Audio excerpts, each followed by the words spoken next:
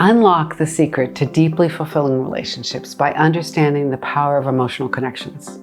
Dive in with me as we explore how these bonds create meaningful and enriching experiences in our lives. Hi, I'm Nancy Freedman, a happiness coach who helps people to find happiness beyond balance. What makes a meaningful relationship? Now, how do you assess that? I think for me, the thing that has always resonated is that a meaningful relationship means that I have trust and support. But when I think back on some of the most meaningful relationships and where they started, they all come from shared experiences. Whether it's, I reflect back on ancient history when I was maybe in kindergarten, I can reflect back onto the moment when I was playing in a game or an activity with one individual. Or if I fast forward a bit into high school, it's the stories that come back to me, the memories of the goofy experiences. And they were always shared. I mean, my impression of it might not have been the same as the people I was sharing it with, but when we get together again, we still have a smile to share and a deep emotional connection because of those shared experiences. So when I'm creating meaningful relationships in my life today, the thing I look out for is how can I have more shared experiences?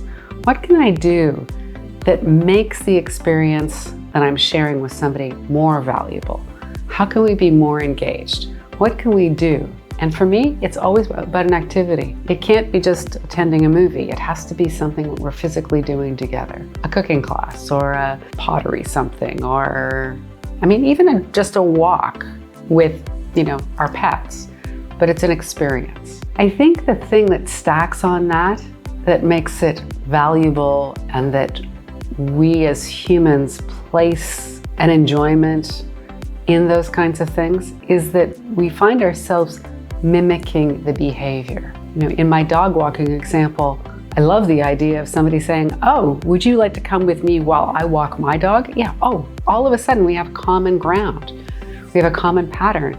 They walk dogs, I walk dogs. Silly example, but it's that commonality that drives us.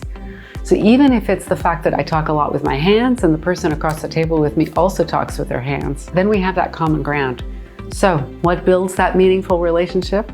It's the trust that we build, the support that we get from the other person, the shared experiences, and the fact that I see a little bit of a reflection in my own attitudes, behavior in the other person.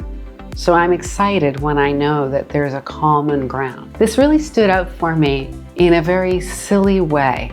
I was part of an exercise of understanding the impact of mimicking.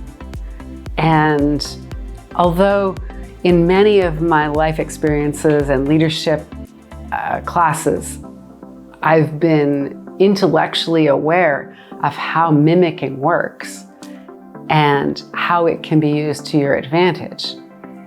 And I've even been conscious enough to play with it over the years and see how it works for me. But we were told in the exercise to do a particular project, but just know how we consciously were mimicking. To think about the impressions we had of the people that we were mimicking at the beginning of the exercise, and then our impressions of them at the end. And I must say, the exercise I was presented with and the individuals that I interfaced with, initially, I thought, oh my goodness, I don't have any common ground with them. But the minute we started the mimicking exercise, that changed so quickly. It was almost comical to reflect on my emotions and my impressions of them as I went through that. So I think until you do that kind of exercise yourself, you can't really see the value in it. But the takeaway here for you is that when we copy the other's behavior, we find common ground. And rarely is anybody aware that we're copying them. So don't feel like they're going to notice it. It doesn't happen. Typically, they just feel more connected to you. So creating meaningful relationships, of course, build the trust, work on support, all the common things that you want to do with a friend. Work on those shared experiences. Find more time to do activities together. But also think about what it's like to be mimicking the behavior of the other person. That could be something as simple as the hand motions or the raising of the eyebrows, but it can also just be their regular pattern of life. And if you're falling into a similar pattern of life, that's a mimicking.